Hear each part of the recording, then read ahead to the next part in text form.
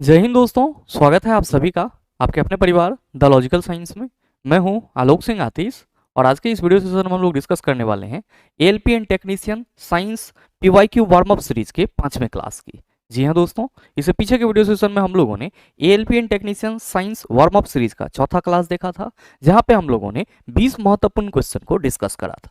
दोस्तों, आज के इस वीडियो सेशन में भी हम लोग साइंस के वैसे ही 20 महत्वपूर्ण क्वेश्चन को डिस्कस करेंगे जो आपके आगामी एएलपी एंड टेक्नीशियन एग्जाम के लिए बहुत ही उपयोगी है। और साथ ही आपकी जानकारी के लिए बताना चाहूंगा कि आज के इस सेशन का जो भी क्वेश्चन है उसका सॉल्यूशन सहित पीडीएफ आपको कहाँ मिलेगा, ये हमारे टेलीग्राम ग्रुप से मिल जाएगा, जिसका लिंक इस वीडियो के नीचे डिस्क्रिप्शन में दिया हुआ है। आप वहां से जाकर के पीडीएफ को एक्सेस कर सकते हैं। बहरहाल, आइए अपने सेशन की शुरुआत करते हैं और चलते हैं पहले क्वेश्चन की तरफ। मेरे मित्र, आपका जो पहला क्वेश्चन है आज के इस सेशन का, क्वेश्चन नंबर 1 क्या पूछा जा रहा है आपसे? आपसे पूछा जा रहा है कि एक पहिए का व्यास 84 सेंटीमीटर है, 792 मीटर की दूरी तय करने के लिए कितने पूर्ण चक्कर लगेंगे? मेरे मित्र, बहुत ही सरल सा सवाल है। आपसे सिंपली ये कहा जा रहा है कि कोई पहिया है, मान लीजिए कि ये आपका एक पहिया है, ठीक है, और इस पहिए का जो व्यास है, इस पहिए का जो व्यास है, मतलब अगर हम इसको सेंटर मानते हैं तो यहां से यहां आएंगे तो त्रिज्या, और फिर आप कहेंगे गुरुजी इधर बढ़ा दीजिएगा तो पूरा व्यास हो जाएगा। अकॉर्डिंग टू क्वेश्चन ये कितना है सर जी? 84 सेंटीमीटर है। कितना? 84 सेंटीमीटर। आपसे ये कहा जा रहा है कि अगर इस पहिए के चारों तरफ घुमा जाए तो 792 मीटर की दूरी तय करने के लिए हमें टोटल कितना चक्कर लगाना होगा? बहुत ही सरल क्वेश्चन है। क्या कहोगे कि गुरुजी, पहला चीज तो हम यहाँ पे ये क्लियर करेंगे कि मान लीजिए अगर हम इस बिंदु से यहां से चलना स्टार्ट करते हैं और ऐसे हम चलते आ रहे हैं, ऐसे चलते आ रहे हैं, ऐसे चलते आ रहे हैं, और यहां पे हम फिर से पहुंच जा रहे हैं, तो हमारा एक चक्कर हो जाएगा। और अगर हम ये जान लें कि एक चक्कर में हमारे द्वारा कितनी दूरी कवर की जा रही है, तो हम आसानी से बता सकते हैं कि कितना पूर्ण चक्कर लगेगा। मेरे मित्र, आप सभी क्या कहेंगे कि गुरुजी, यहां पर जो एक चक्कर होगा, यहां पे जो एक चक्कर होगा वो किसके बराबर होगा? आप कहेंगे पहिए के परिधि के बराबर, क्योंकि पहिया क्या है? आप कहेंगे वृत्ताकार, वृत्त की परिधि क्या होती है? तो आप कहेंगे कि सर पहले तो लिख दीजिए। क्या लिख दे? कि जो एक चक्कर है वो किसके बराबर है? तो वृत्त की परिधि के बराबर। इसीलिए हम लोग एक चक्कर इक्वल टू क्या कहेंगे? आप कहिएगा 2 पाई आर। क्या कहिएगा? 2 पाई आर। मेरे मित्र, आप सभी को मालूम है कि जो त्रिज्या होती है वो व्यास का आधा होता है, डायमीटर का आधा होता है। तो ये 84 सेंटीमीटर है, तो ये आपका कितना हो जाएगा? आप कहेंगे कि गुरुजी यहां से यहां तक की जो डिस्टेंस होगी वो 84 का आधा 42 हो जाएगा, यानी कि हमारा त्रिज्या कितना आ गया? आप कहेंगे 42 सेंटीमीटर। मेरे मित्र, अगर हम 2 इंटू 22/7 इंटू यहाँ पे कितना कर दें 42 और इसको सॉल्व करें तो ये हमारा टोटल कितना आ जाएगा? आप सभी ध्यान रखिएगा कि इसको काटने खोटने के बाद जो हमारा वैल्यू आएगा वो आएगा 264। कितना आएगा? 264 सेंटीमीटर। याद रखिएगा कितना? 264 सेंटीमीटर। अब मेरे मित्र यहां पे ध्यान देंगे कि क्वेश्चन में यह कहा जा रहा है कि 792 मीटर की दूरी तय करने के लिए कितना पूर्ण चक्कर लगाना होगा। तो 792 मीटर है, तो आप क्या कहेंगे कि गुरुजी जब एक चक्कर में 264 सेंटीमीटर हम लोग चल रहे हैं, एक चक्कर में कितना चल रहे हैं? 264 सेंटीमीटर, तो जाहिर सी बात है कि यहां पे 792 मीटर कहा जा रहा है, तो इसको पहले हमको सेंटीमीटर में लाना होगा।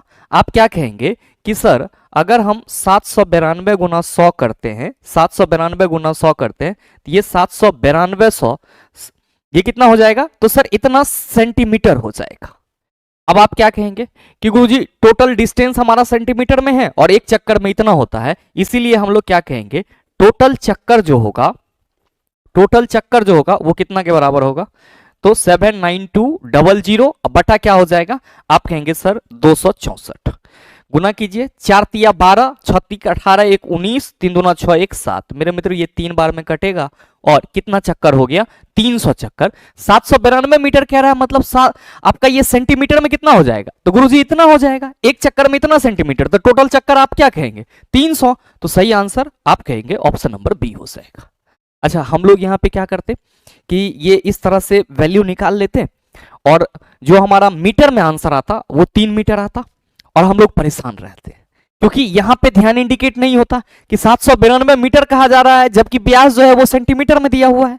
तो यही छोटी छोटी गलती होती है जिसका आपका एग्जाम होता है और एग्जाम में इसी चीज का टेस्ट होता है, तो ये चीज ध्यान में रखिएगा। बहरहाल अगला क्वेश्चन देखिएगा, बहुत ही सरल सा सवाल कि विद्युत आवेश की एसआई इकाई क्या है। हमें बताने की कोई जरूरत नहीं है, आप सभी कहेंगे कि गुरुजी कूलम्ब। अच्छा, बोल्ट की अगर बात की जाएगी, बोल्ट किसकी यूनिट है, तो आप सभी याद रखिएगा विभवांतर की यूनिट है। किसकी है, विभवांतर की। एम्पियर आप कहेंगे गुरुजी विद्युत धारा की यूनिट एम्पियर होती है। और ओम की बात करेंगे तो आप कहेंगे गुरुजी अगर हम लोग प्रतिरोध की बात करेंगे, रेसिस्टेंस की, तो उसका यूनिट क्या हो जाएगा, आप कहिएगा ओम हो जाएगा। नेक्स्ट देखिएगा, क्वेश्चन नंबर 3 आपसे कहा जा रहा है कि पृथ्वी के चारों ओर एक पूरा चक्कर लगाने में चंद्रमा द्वारा किया गया कार्य निम्नलिखित में से किसके बराबर है। यानी कि पृथ्वी के चारों ओर एक चक्कर लगाने में चंद्रमा द्वारा टोटल कार्य कितना किया जाएगा।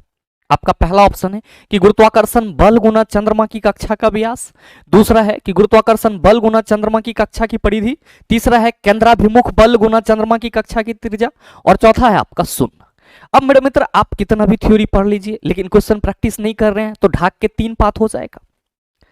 अब अगर ऐसे सवाल आ जाएंगे तो हम लोग का दिमाग चकराएगा कि अच्छा अब ये कैसे निकलेगा, इसके लिए तो कोई फॉर्मूला आता होगा, जबकि बहुत सरल है। आप सबों को मालूम है कि अगर कोई वस्तु किसी वृत्ताकार मार्ग के चारों ओर चक्कर लगाता है, अगर कोई वस्तु किसी वृत्ताकार मार्ग के चारों ओर चक्कर लगाता है, तो अगर ये इसने यहां से स्टार्ट करा और ये इसका इनिशियल बिंदु है और फिर यहां से ये एक चक्कर लगा कि यहीं पर पहुंच गया तो प्रारंभिक बिंदु पे फिर से पहुंच गया। और अगर कोई वस्तु पुनः अपने प्रारंभिक बिंदु पे आ जाता है तो जाहिर सी बात है कि हमारा विस्थापन कितना होता है, आप कहेंगे गुरुजी 0 होता है। मेरे मित्र यहां पे आप सवाल देखो कि जो आपका एक चक्कर लगाने की बात की गई थी, तो एक चक्कर यहां पे टोटल विस्थापन पूछता तो हम क्या कहते हैं, सर टोटल विस्थापन 0 हो जाएगा। क्यों, क्योंकि वस्तु अगर एक चक्कर लगाएगा तो पुनः अपने प्रारंभिक बिंदु पे ही आ जाएगा। सेम कंडीशन यहां पे भी। और मेरे मित्र आप सबों को मालूम है कि कार्य क्या होता है, बल गुना विस्थापन। जब विस्थापन 0 है तो टोटल कार्य आप कहिएगा 0 हो जाएगा। अब मेरे मित्र आपके मन में आ रहा होगा कि गुरुजी ये जो चंद्रमा है ये पृथ्वी के चारों ओर किस मार्ग में घूम रहा होगा। आप सबों को मालूम है कि पृथ्वी का एकमात्र उपग्रह कौन है, चंद्रमा, और ये पृथ्वी के चारों ओर क्या होता है, तो सर दीर्घवृत्ताकार मार्ग में चक्कर लगाता है। तो हम लोग क्या कहेंगे कि सर जो टोटल डिस्प्लेसमेंट होगा 0, इसीलिए चंद्रमा द्वारा यहां पे कुल कार्य क्या हो जाएगा 0। तो सही आंसर ऑप्शन नंबर डी हो जाएगा, इसके लिए कोई फॉर्मूला नहीं है। आप कहेंगे चलो सर ये क्लियर हो गया। तो मेरे मित्र अगला क्वेश्चन देख लीजिए। अगला क्वेश्चन है क्वेश्चन नंबर 4, मैंने पीछे के सेशन में भी डिस्कस करा। क्वेश्चन करा जा रहा है कि वाहनों की हेडलाइट में प्रयुक्त दर्पण कौन सा है। आप सभी कहेंगे कि गुरुजी जो हमारा मोटर व्हीकल्स होता है उससे हम जब भी मार्ग में चलेंगे तो हमें क्या चाहिए होगा, पैरेलल बीम ऑफ लाइट, यानी कि समांतर किरण पुंज चाहिए होगा। और हम सबों को मालूम है कि अवतल दर्पण के थ्रू हम लोग क्या कर सकते हैं, प्रकाश का समांतर किरण पुंज प्राप्त कर सकते हैं। और इसी रीजन के चलते मोटर व्हीकल्स के हेडलाइट में किसका इस्तेमाल किया जाता है, अवतल दर्पण का। तो सही आंसर ऑप्शन नंबर डी हो जाएगा। ऐसे आप सबों को मालूम होगा कि सोलर कुकर में भी किसका यूज किया जाता है, अवतल दर्पण का। अवतल दर्पण को क्या कहते हैं, आप सभी कहेंगे सर अभिसारी दर्पण कहते हैं। अवतल दर्पण का उपयोग जो ईएनटी के डॉक्टर होते हैं उसके द्वारा किया जाता है। अवतल दर्पण का उपयोग डेंटिस्ट के द्वारा भी किया जाता है। और साथ ही मेरे मित्र आप सभी ध्यान में रखेंगे कि अगर उत्तल दर्पण की बात करेंगे तो जो आपका वाहन का साइड मिरर होगा, क्वेश्चन पूछा जाता है कि वाहनों के साइड मिरर के रूप में किसका इस्तेमाल किया जाता है, उत्तल दर्पण। हेडलाइट में अवतल दर्पण। स्ट्रीट लाइट में कौन सा होगा, उत्तल दर्पण होगा। क्यों, क्योंकि सर हमें स्ट्रीट लाइट में तो अपसरित किरणें चाहिए ना, फैला हुआ प्रकाश चाहिए ना। और अपसारी प्रॉपर्टीज किसके पास है, उत्तल दर्पण के पास, और इसीलिए उत्तल दर्पण को अपसारी दर्पण भी कहते हैं। नेक्स्ट है समतल उत्तल दर्पण। तो सर इस तरह की कोई दर्पण ही नहीं होती है, अगर लेंस की बात की जाती तो हम लोग कहते। और समतल दर्पण आप सबों को मालूम है पेरिस्कोप और क्लेडियोस्कोप के निर्माण में। अगला क्वेश्चन देखिए, क्वेश्चन नंबर 5 आपसे पूछा जा रहा है कि निम्नलिखित में से कौन गर्म पानी के कुंडों, गहरे समुद्र, तप्त कंदारों और अंटार्कटिका की बर्फ जैसे जीवन यापन हेतु अति आवश्यक, अति जटिल निवास स्थान में भी निवास कर सकता है। मेरे मित्र ध्यान में रखना कि बैक्टीरिया आपका ऐसा ऑर्गेनिज्म है जो प्रत्येक कंडीशन में सरवाइव कर सकता है। तो इस क्वेश्चन को आप सभी वीवीआई रूप में ध्यान में रख लेंगे और सीधे क्या कहेंगे कि सर चूंकि बैक्टीरिया प्रत्येक कंडीशन में रह सकता है इसलिए सही आंसर ऑप्शन नंबर बी हो जाएगा, यानी कि जीवाणु is the right answer of this question. ध्यान में रखेंगे कि युगलीना की बात की गई है। किसकी बात की गई है? युगलीना की। तो सर ये युगलीना आपका ऐसा प्लांट है या आप कह सकते हो ऐसा जीव है जो पौधे और आप कह सकते हो जंतु के बीच में आता है। युगलीना जब इसको सनलाइट मिलती है तो प्रकाश संश्लेषण की प्रक्रिया कर लेती है, और जब सनलाइट नहीं मिलती है तब सर ये क्या करता है? दूसरे से पोषण प्राप्त कर लेता है। तो जंतु और पादप के बीच में सर युगलीना को रखा जाता है, ये चीज ध्यान में रखिएगा। वायरस, इसको हम लोग जीव के कैटेगरीज में रखते ही नहीं है क्योंकि सेल थ्योरी का अपवाद माना जाता है। याद रखिएगा क्वेश्चन को। वायरस क्या है? वायरस क्या है? सेल थ्योरी का अपवाद है, बोले तो कोशिका सिद्धांत का अपवाद है। अब मेरे मित्र आप सभी ध्यान में रखेंगे कि वायरस को हम चाहें तो बोतल में बंद करके क्रिस्टल के फॉर्म में रख सकते हैं, और इसकी सबसे बड़ी खासियत यह होती है ना कि ये जब तक सजीव के संपर्क में नहीं आएगा, यानी कि जब तक ये किसी लिविंग सेल के संपर्क में नहीं आएगा तब तक ये अपना रेप्लिकेशन नहीं करता है। और जो वायरस है या तो डीएनए होते हैं या आरएनए होते हैं, दोनों कभी नहीं होते हैं, ये चीज ध्यान में रखेंगे। बाद बाकी अमीबा एक कोशिकीय जीव है, इसके जो पूरे जैव प्रक्रम होंगे वे सब के सब एक ही सेल से होंगे। चाहे हम पोषण की बात करें, पाचन की बात करें, बहिष्करण की बात करें, सब के सब क्या होंगे सर? एक ही सेल से होंगे, यानी कि आप कह सकते हो एक ही कोशिका से होंगे। और मेरे मित्र ध्यान में रखिएगा, और कई बार आपके एलपी एग्जाम में सवाल पूछा जाता है कि एक कोशिकीय जीवों में जो विखंडन की प्रक्रिया के थ्रू आपका रिप्रोडक्शन की प्रोसेस होती है वो निम्नलिखित में से कौन है? और अमीबा बेस्ट एग्जांपल के रूप में आपको पूरे पेपर में देखने को मिल जाएगा। तो क्या याद रखेंगे कि अमीबा में जो जनन होता है, अमीबा में जो जनन होता है वो किस प्रोसेस के थ्रू? ध्यान में रखना, बाइनरी फिजन, जिसको हम लोग क्या कहते हैं? द्विविखंडन कहते हैं। क्या कहते हैं? द्विविखंडन कहते हैं। मतलब एक अमीबा दो में क्या होता है सर? बंट जाता है। नेक्स्ट क्वेश्चन देखिएगा, क्वेश्चन नंबर 6। यहां पे आपसे पूछा जा रहा है कि BaCl2, यहां पे थोड़ा सा मैं सुधार देता हूं, BaCl2 के 2.08 ग्राम और अतिरिक्त तनु H2SO4 के जलीय विलयन को मिश्रित करने पर निर्मित होने वाले BaSO4 की मात्रा कितनी होगी? जबकि यहां पे हिंट के रूप में बेरियम का परमाणु भार दिया गया है, कितना? 137, क्लोरीन का 35.5, सल्फर का 32, ऑक्सीजन का 16।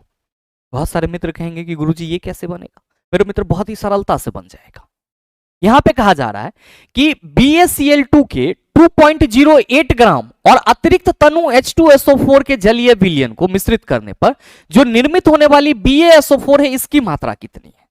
पहले तो हमें यह समझना होगा कि यहां पे अगर बेरियम क्लोराइड H2SO4 के साथ रिएक्ट करेगा तो क्या बनाएगा?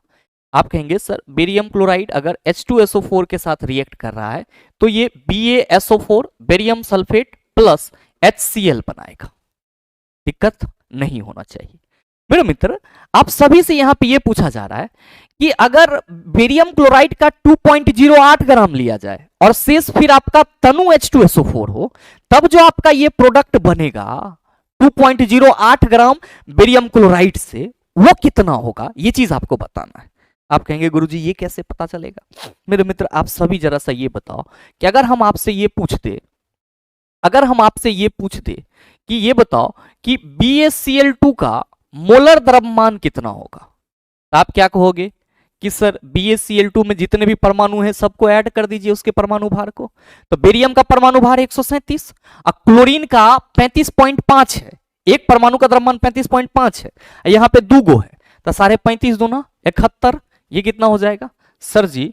7 1 8 7 3 10 1 1 2 208 ग्राम पर मोल हो जाएगा। अब BaCl2 H2SO4 के साथ रिएक्ट करके BaSO4 बना रहा है, तो आप हमें ये बताओ कि BaSO4 का मोलर द्रव्यमान कितना होगा? BaSO4 का मोलर द्रव्यमान कितना होगा? क्या कहोगे कि गुरुजी यहां पे भी बेरियम 137, सल्फर 32, ऑक्सीजन के एक परमाणु का द्रव्यमान 16, 4 गो है तो 64 हो जाएगा। क्या कहोगे? 4 2 6 7 6 13, 6 1 7 3 10 3 13 और 1 1 2 233 ग्राम पर मोल। कितना हो गया? 233 ग्राम पर मोल। मेरे मित्र इसका मतलब क्या हुआ कि अगर BaCl2 का मोलर द्रव्यमान 208 ग्राम है, BaCl2 का मोलर द्रव्यमान 208 ग्राम है, तो ये 208 ग्राम बेरियम क्लोराइड जब H2SO4 के साथ रिएक्ट करेगा तो कितना ग्राम आपका BaSO4 बनेगा सर? 233 ग्राम। ये तो मोल कंसेप्ट के अनुसार फिक्स ना है चला? आप कहेंगे बिल्कुल। तो मेरे मित्र अब क्या दिक्कत है? अब आप क्या कहोगे कि गुरुजी चूंकि 208 ग्राम 208 ग्राम BaCl2 BaCl2 क्या करती है? तो सर 233 ग्राम BaSO4 यानी कि बेरियम सल्फेट निर्मित करती है। इसका मतलब तो यह न हुआ कि बेरियम क्लोराइड H2SO4 के साथ अभिक्रिया कर रहा है और अभिक्रिया करने के बाद बेरियम सल्फेट बना रहा है। तो इसका मोलर द्रव्यमान 208 ग्राम है और इसका 233 ग्राम है, तो हम ही नहीं कह सकते हैं कि 208 ग्राम बेरियम क्लोराइड जो है वो 233 ग्राम बेरियम सल्फेट बनाता है। आप कहेंगे सर बिल्कुल कहेंगे। और जब आप ये कहिएगा तो आप हमको ये बताइए कि 1 ग्राम BaCl2 कितना बेरियम सल्फेट बनाएगा? आप कहिएगा 208 में जब 233 बन रहा है सर, तो 1 ग्राम में 233 अब बटा कितना हो जाएगा? आप कहिएगा सर जी 208 हो जाएगा। कितना हो जाएगा? 208। 1 ग्राम बेरियम क्लोराइड में आपका 233 बटा 208 ग्राम बेरियम सल्फेट बनेगा। आपके क्वेश्चन में कहा जा रहा है 2.08 ग्राम में कितना बनेगा? 1 ग्राम निकाल लिए हैं तो 2.08 के लिए क्या कहेंगे? आप कहेंगे सर ई वैल्यू को 1 ग्राम को 208 से गुना 2.08 से गुना कर दीजिए। बिल्कुल चला जी। और ध्यान दीजिए कि जब आप क्या कहेंगे कि 2.08 ग्राम 2.08 ग्राम BaCl2 बेरियम सल्फेट निर्मित करेगी, तो हम लोग कहेंगे 2.08 इंटू 233 अब बटा कितना? 208। पॉइंट हटा दीजिए, क्या हो गया सर? नीचे 0 आ गया। ये 208 एकड़ा कैंसिल करेगा और आप क्या कहिएगा कि गुरुजी ये 2.33 ग्राम हो जाएगा। मतलब according to question barium chloride के 2.08 ग्राम और अतिरिक्त तनु H2SO4 के जलीय विलयन को मिश्रित करने पर जो निर्मित बेरियम सल्फेट की मात्रा होगी वो कितनी होगी? 2.33 ग्राम। तो सही आंसर ऑप्शन नंबर सी हो जाएगा। कोई दिक्कत है क्या? बिल्कुल भी दिक्कत नहीं होना चाहिए। बहुत ही सरल तरीके से इसको हमने क्या किया है? आपके सामने रखा है। तो मेरे ख्याल से क्वेश्चन को समझ पाए होंगे। आइए बात करते हैं अगले क्वेश्चन की। बहुत ही सरल सा क्वेश्चन, बस ये दिखने में आपको पूरा बोर्ड भरा हुआ लग रहा है, लेकिन अगर आप पढ़ेंगे तो इसका आंसर बहुत ही आसानी से दे देंगे। कहा जा रहा है कि कूलम का नियम क्या कहता है?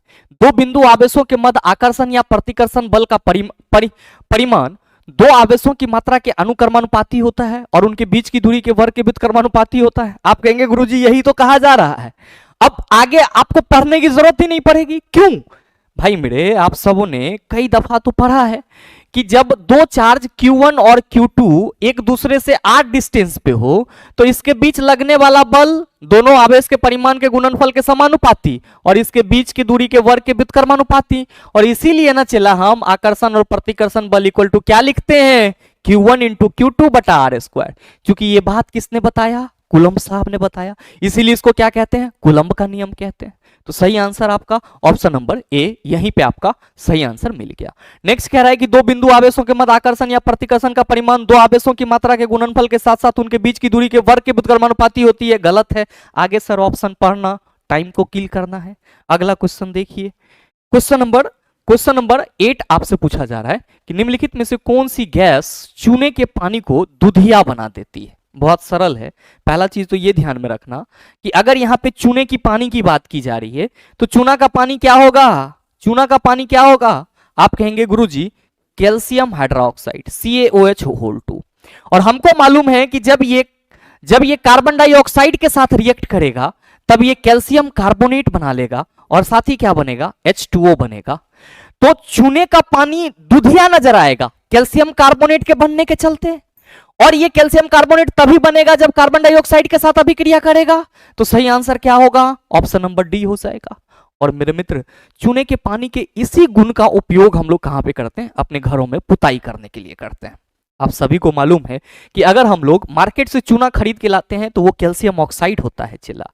जब एकरा हम पानी में मिला देते हैं तो ये क्या बन जाता है? तो सर कैल्शियम हाइड्रोक्साइड CaOH2, जिसको हम लोग क्या कहते हैं? बुझा हुआ चूना या चूने का पानी कहते हैं।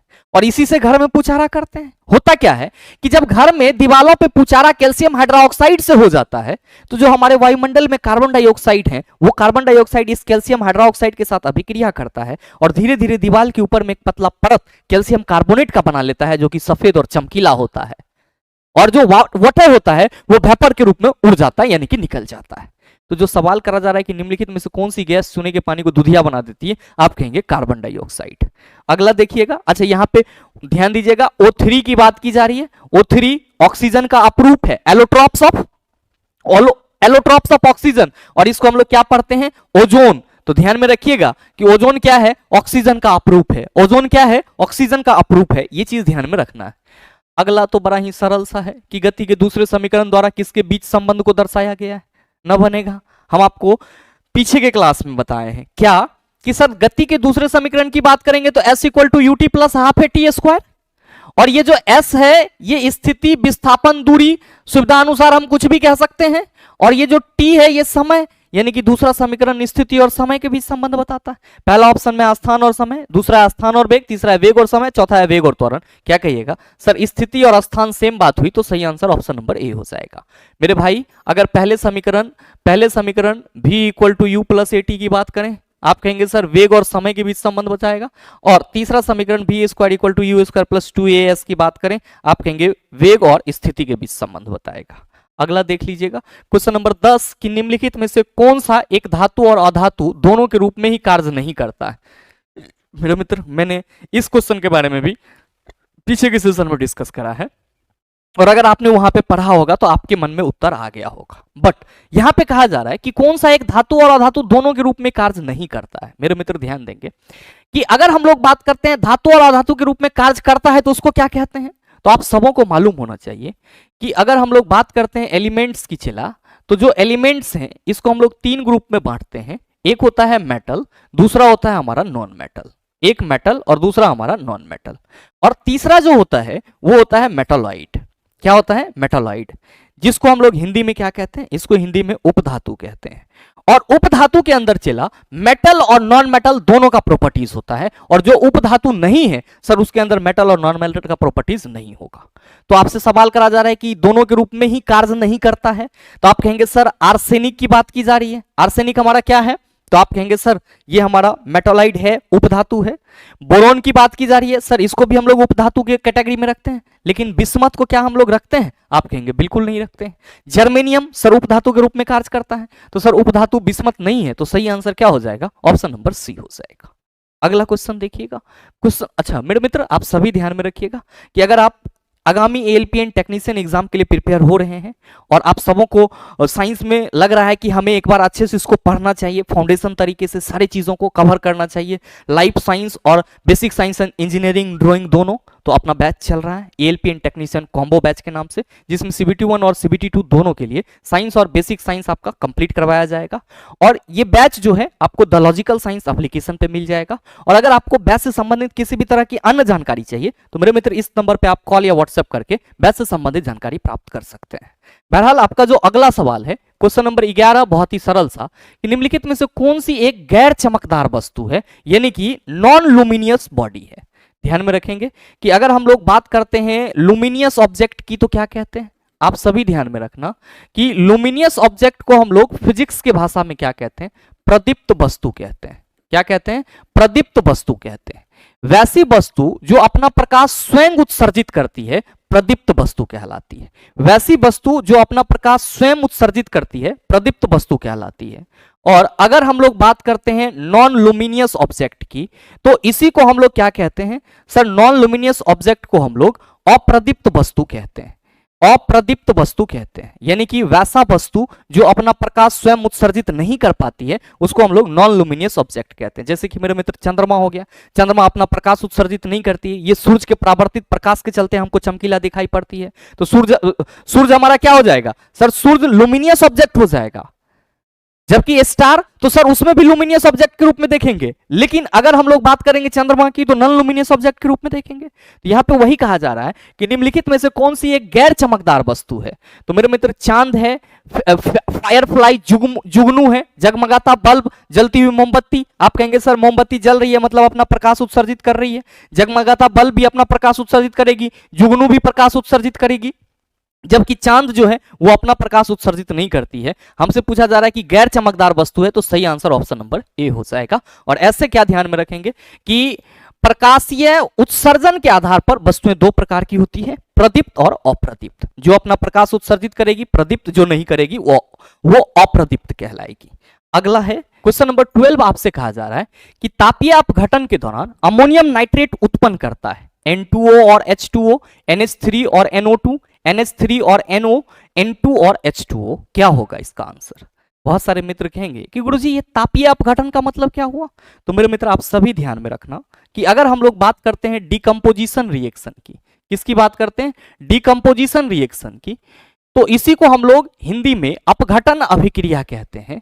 और इसमें क्या होता है आप सभी ध्यान में रखेंगे कि इस अभिक्रिया में कोई बड़ा सा मॉलिक्यूल्स जो है वो क्या होता है सर, टूट करके छोटे छोटे अणु का निर्माण करते हैं। कोई बड़ा सा मॉलिक्यूल्स टूट करके छोटे छोटे अणु का निर्माण करते हैं। और ये जो डिकम्पोजिशन रिएक्शन होता है ये तीन प्रकार के होते हैं।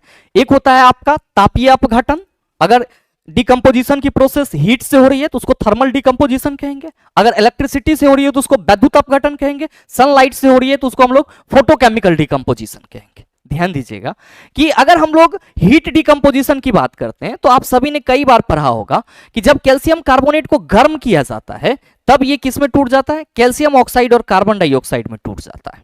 किस में टूट जाता है? कैल्शियम ऑक्साइड और कार्बन डाइऑक्साइड में टूट जाता है। मेरे मित्र इसी तरीके से यहां पे जो अमोनियम नाइट्रेट की बात की जा रही है, तो अगर हम लोग अमोनियम नाइट्रेट NH4NO3 को क्या करते हैं सर, हीट देते हैं, तो सर ये जो है ये N2O और 2H2O में टूट जाता है, यानी कि ये नाइट्रस ऑक्साइड और वाटर में टूट जाता है। कब? जब इसको हीट दिया जाता है तब। चूंकि अमोनियम नाइट्रेट को हीट देने पर अमोनियम नाइट्रेट दो छोटे छोटे यौगिक का निर्माण करते हैं, इसीलिए इसका जो टूटना है वो क्या कहलाता है? तापीय अपघटन कहलाता है। और इस दौरान N2O और H2O का निर्माण होता है। आप कहेंगे guruji option number A is the right answer of this question. तो हमेशा ध्यान में रखिएगा कि अपघटन अभिक्रिया तीन प्रकार के, थर्मल डिकम्पोजिशन, इलेक्ट्रोलाइटिकल डिकम्पोजिशन, फोटोलाइटिकल डिकम्पोजिशन। अगला है क्वेश्चन नंबर 13, आपसे पूछा जा रहा है कि अस्थायी उत्तकों के निर्माण के लिए एक अस्थायी संरचना, आकार और क्रिया अपनाने की प्रक्रिया को क्या कहा जाता है? विभेदन, खटीकरण, विरचन, एकीकरण। क्या होगा इसका आंसर? मेरे मित्र ध्यान देंगे कि यहां पे अस्थायी उत्तक की बात की जा रही है। That's why we can say that sir discussion यहां पे प्लांट टिश्यू की होनी चाहिए, क्योंकि हम लोग प्लांट टिश्यू में ही अस्थायी उत्तक और साथ ही साथ सरल उत्तक और जटिल उत्तक की चर्चा करते हैं। ध्यान में रखिएगा कि अगर हम लोग पादप उत्तक की बात करते हैं, प्लांट टिश्यू की बात करते हैं, तो पादप उत्तक को हम लोग मोटे तौर पे दो कैटेगरीज में डिवाइड करते हैं। मोटे तौर पे दो कैटेगरीज में डिवाइड करते हैं। एक हमारा क्या होता है सर, विभोज्योतक उत्तक, मेरिस्मेटिक टिश्यू उसको कहते हैं। दूसरा क्या होता है सर? दूसरा होता है हमारा अस्थायी उत्तक। अब जो अस्थायी होते हैं इसको भी दो कैटेगरीज में डिवाइड करते हैं, सरल और जटिल। मेरे मित्र जो विभोज्योतक उत्तक होते हैं इसके तीन प्रकार होते हैं। पहला होता है आपका एपिकल, दूसरा होता है आपका लेटरल मेरिस्टेम और तीसरा होता है आपका इंटरकैलरी मेरिस्टेम। तीसरा कौन सा होता है? Intercalary meristem. मेरे मित्र ध्यान देंगे कि सिंपल परमानेंट टिश्यू की बात करते हैं तो इसमें कौन आ जाता है? पेरेनकाइमा आ जाता है, पेरेनकाइमा। और कौन आ जाता है? कॉलेनकाइमा आ जाता है। और कौन आ जाता है सर? एस्केलेनकाइमा आ जाता है। और भाई मेरे अगर हम लोग जटिल अस्थायी उत्तक की बात करते हैं तो जाइलम और फ्लोएम का नाम जहां पे आता है तो sir it is known as complex permanent tissue. बस ध्यान में ये रखिएगा कि विभोज्योतक लिखा हुआ है तो इसमें क्या होती है सर? कोशिका विभाजन करने की क्षमता होती है। और जनरली ये विभोज्योतक उत्तक पादप के वैसे भागों में पाए जाते हैं जहां पे वृद्धि की जरूरत होती है, जैसे कि पौधे का शीर्ष भाग हो गया, यानी कि ऊपर वाला छिप्पी चिला, नीचे वाला जड़, मोटा तना। तो वृद्धि वाला जो इलाका होगा वहां पे विभोज्योतक उत्तक पाया जाएगा। और मेरे मित्र चूंकि इसमें कोशिका विभाजन करने की क्षमता होती है इसीलिए हम लोग इसको विभोज्योतक उत्तक कहते हैं। अब इसी विभोज्योतक उत्तक में जब कोशिका विभाजन करने की क्षमता खत्म हो जाती है, यानी कि इसमें कोशिका विभाजन होना बंद हो जाता है, तब यह अस्थायी में बदल जाता है, जिसको हम लोग दो कैटेगरीज में डिस्कस करते हैं।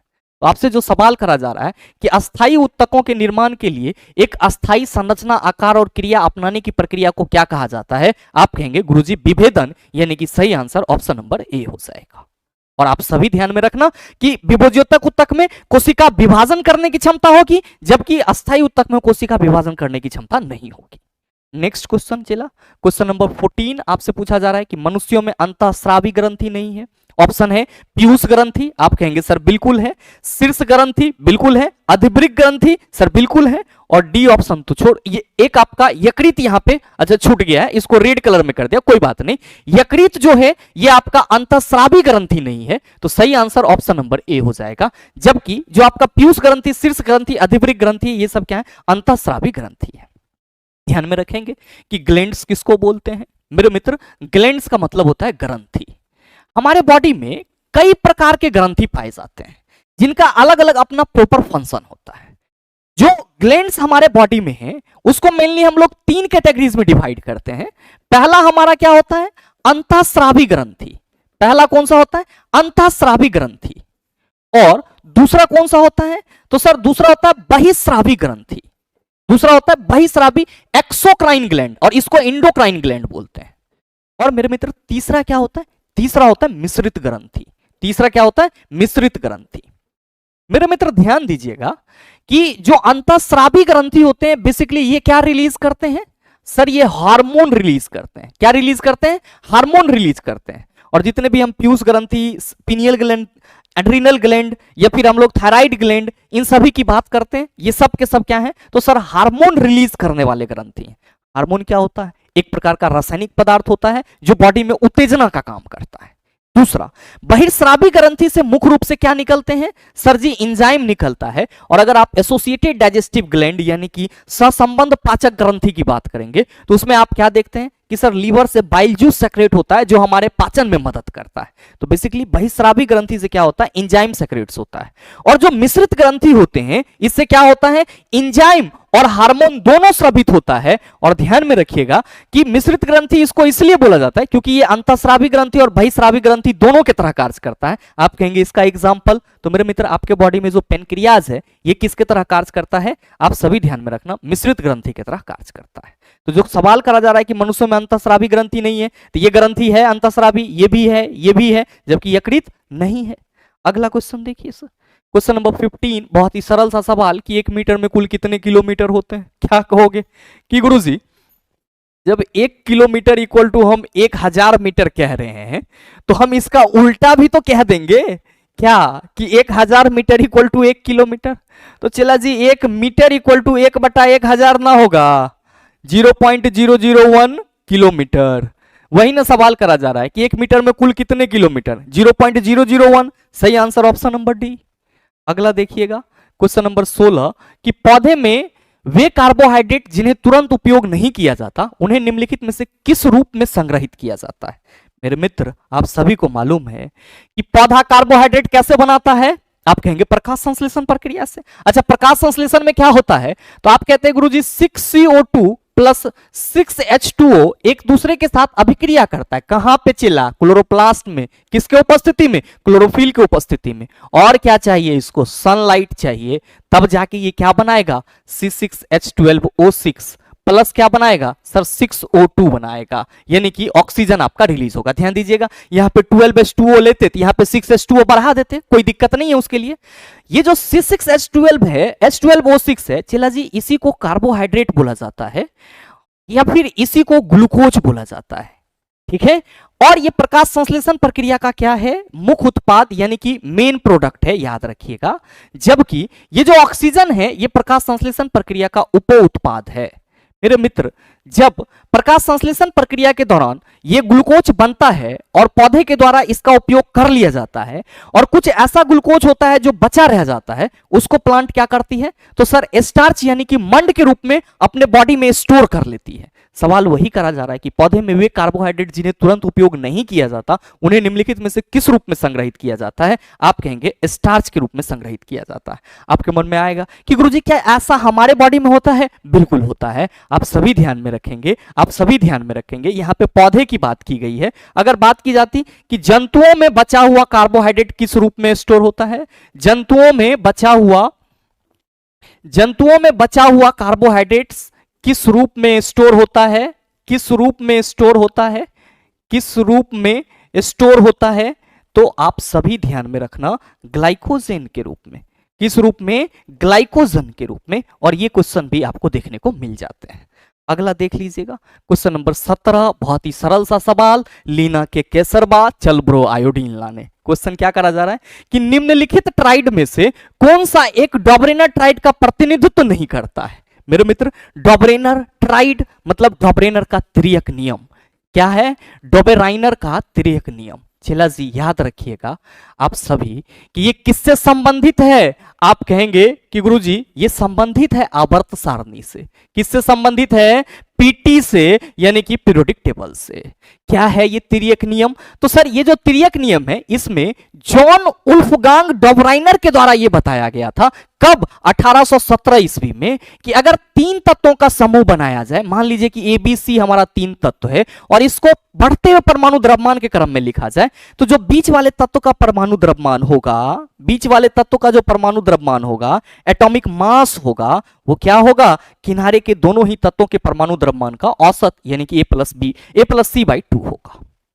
यानी कि डॉबरेनर के द्वारा आवर्त सारणी के गुणों को समझने के लिए तिर्यक नियम दिया गया था, जहां पे उन्होंने बताया कि अगर तत्वों का तीन तीन करके समूह बनाया जाए और उसको बढ़ते हुए परमाणु द्रव्यमान के क्रम में सजाया जाए, तो बीच वाले तत्व का परमाणु द्रव्यमान किनारे के दोनों तत्वों के परमाणु द्रव्यमान का औसत होगा। और मेरे मित्र, इस आधार पर डॉबरेनर बाबा ने क्या किए सर? तीन ट्राइड बताए। कौन कौन सा? लीना के केसरबा, लिथियम, सोडियम, पोटेशियम, और कैल्शियम, एस्ट्रोनिटम, और सर बेरियम, और फिर क्लोरीन, ब्रोमीन और आयोडीन। ये क्या है? डॉबरेनर के तीन ट्राइड हैं। क्या है? डॉबरेनर के तीन ट्राइड हैं। मेरे मित्र, ये यहां पे ली याद रख लीजिएगा और ना याद रख लीजिएगा, के से के याद रख लीजिएगा, के से कै, असर, यहां पे कैसर, बा, चल, चल ब्रो आयोडीन लाने। कोई दिक्कत नहीं होना चाहिए। क्या कहा जा रहा है कि डॉबरेनर का ट्राइड पहचानिए। क्या कहिएगा? की गया सर जी, हे ही तो पूरे है लीना के, और बाद बाकी देख लीजिए कोनो है। आप कहेंगे सब सर उल्टा पुल्टा है, तो सही आंसर ऑप्शन नंबर बी हो जाएगा। अगला क्वेश्चन देखिएगा, क्वेश्चन नंबर 18 आपसे पूछा जा रहा है कि निम्नलिखित में से कौन सा एक आयनिक यौगिक का गुण नहीं है। याद रखिएगा, आयनिक यौगिक वे होते हैं जो धातु और अधातु के आपस में अभिक्रिया के उपरांत बनते हैं। आयनिक कंपाउंड वे होते हैं जो धातु और अधातु के आपस में अभिक्रिया करने के उपरांत बनते हैं। जैसे मेरे मित्र, अगर हम Na+ और Cl- की बात करें तो ये अभिक्रिया करेगा तो NaCl बनाएगा, तो सोडियम क्लोराइड हमारा आयनिक कंपाउंड है। अब जो आयनिक कंपाउंड होते हैं इसके बीच में स्थिर वैद्युत आकर्षण बल बहुत मजबूत होता है, जिस वजह से इसका मेल्टिंग और बॉइलिंग पॉइंट हाई होता है, यानी कि इसका द्रवनांक और गलनांक हाई होता है। और ये बेसिकली ठोस भंगुर के रूप में होते हैं। किस रूप में होते हैं? ठोस भंगुर के रूप में होते हैं। और ये जल में घुले हो जाते हैं, मतलब क्या कि जल में ये पूरी तरह से डिसॉल्व हो जाएगा, लेकिन कार्बनिक विलायक में ये डिसॉल्व नहीं होता है। और जब ये अपने एक्वस सॉल्यूशन में होते हैं, जलीय विलयन में होते हैं, तो क्या करते हैं? अपने से होकर के विद्युत का चालन करते हैं। तो that's are the properties of ionic compound. ये आपका 3-4 इंपॉर्टेंट प्रॉपर्टीज है जो आपको हमेशा ध्यान में रखना है कि जो NaCl यानी कि आयनिक कंपाउंड है, ये धातु और अधातु से बनेगा, यानी कि आयनों के आपस में जुड़ने से बनेगा। ये कठोर और भंगुर होते हैं। इसका द्रवनांक और क्वथनांक क्या होता है सर? ज्यादा होता है। साथ में ये पानी में क्या होगा? डिसॉल्व हो जाएगा, लेकिन जो हमारा कार्बनिक सॉल्यूशन होगा उसमें डिसॉल्व नहीं होगा, और अपने गलित अवस्था में ये क्या करेगा? विद्युत का चालन करेगा। मेरे भाई, आपसे क्वेश्चन करा जा रहा है कि कौन सा एक आयनिक यौगिक का गुण नहीं है? ठोस और मजबूत। आप कहेंगे सर ये गुण तो है। कम गलनांक और क्वथनांक, सर नहीं, इसका गलनांक और क्वथनांक ज्यादा होता है।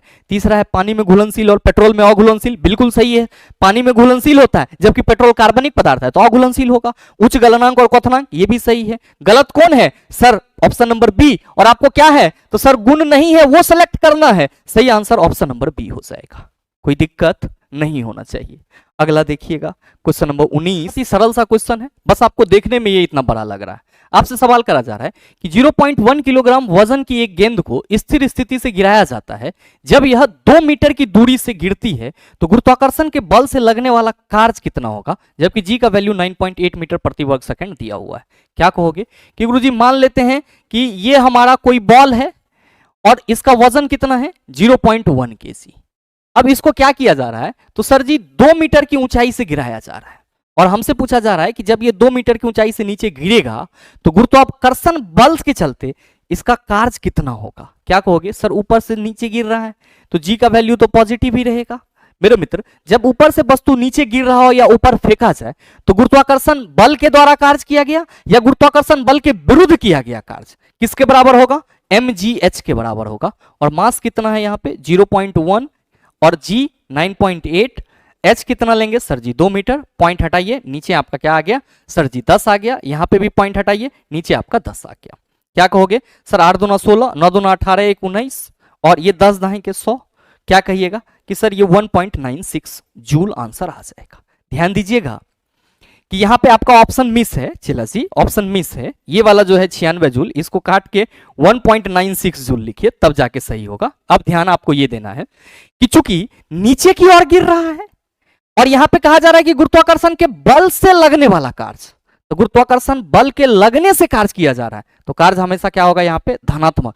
जब वस्तु गिर रही है तो गुरुत्वीय त्वरण हमारा धनात्मक होगा, तो हम लोग क्या कहेंगे सर? 1.96 जूल हमारा आंसर होगा। अब यहां पे कहा जाता कि किसी वस्तु को जिसका द्रव्यमान 0.1 kg है 2 मीटर की ऊंचाई तक ऊपर की ओर फेंका जाता है, तो गुरुत्वाकर्षण बल के विरुद्ध किया गया कार्य बल के विरुद्ध जैसे ही आता तो हम लोग कहते हैं सर -1.96 जूल होगा। तो ये चीजें ध्यान में रखिएगा, आपके लिए जरूरी है। अगला है क्वेश्चन नंबर 20। निम्नलिखित में से कौन सा कथन गलत है? ठोस पदार्थ कठोर होते हैं, बिल्कुल सही है। ठोस पदार्थ का आकार अनिश्चित होता है, मेरे मित्र गलत है। ठोस पदार्थ का आकार निश्चित होता है। ठोस पदार्थ लगभग असंपीड्य होते हैं, यानी कि असंपीड्य होते हैं, बिल्कुल सही है, क्योंकि ठोस पदार्थ को दबाया नहीं जा सकता है। और नेक्स्ट है कि ठोस पदार्थ का आयतन निश्चित होता है, ये भी बात सही है। गलत कौन सा है? तो सर ऑप्शन नंबर बी सही आंसर, ऑप्शन नंबर बी हो जाएगा। नेक्स्ट क्वेश्चन नंबर 21 आपसे पूछा जा रहा है कि निम्नलिखित तत्वों में से किसका परमाणु द्रव्यमान सबसे कम है? हीलियम का एटॉमिक नंबर चेला जी कितना होगा? आप कहेंगे 2, मास 4। नाइट्रोजन का तो आप कहेंगे सर नाइट्रोजन का एटॉमिक नंबर 7, मास 14। लिथियम की बात करेंगे तो आप कहेंगे 3, 7। हाइड्रोजन की बात करेंगे आप कहेंगे 1, 1। सबसे कम ऑप्शन नंबर डी सही आंसर क्या हो जाएगा? ऑप्शन नंबर डी हो जाएगा। आपके आज के इस सेट में टोटल 21 क्वेश्चन था और मेरे ख्याल से सभी क्वेश्चन को आप आसानी से समझ पाए होंगे। और अब अगर आपको इस प्रकार का क्वेश्चन दोबारा दे दिया जाए तो आप उसका जवाब ही बड़े ही सरलता से दे सकते हैं। साथ ही उम्मीद करते हैं कि ये वीडियो आप सबों को अच्छा लगा होगा। अगर आपको वीडियो अच्छा लगा तो वीडियो को लाइक कीजिएगा, ज़्यादा से ज़्यादा शेयर कीजिएगा और हाँ, अगर आप चैनल पर नए हैं तो सब्सक्राइब करके बेल आइकन दबा लीजिएगा, ताकि इस तरह के एग्जाम रेलेवेंट वीडियो का नोटिफिकेशन सबसे पहले आपके पास पहुंचे और आप उसको सबसे पहले देख पाओ। मिलते हैं फिर अगले वीडियो सेशन में, तब तक के लिए best of luck. Thank you, have a nice day.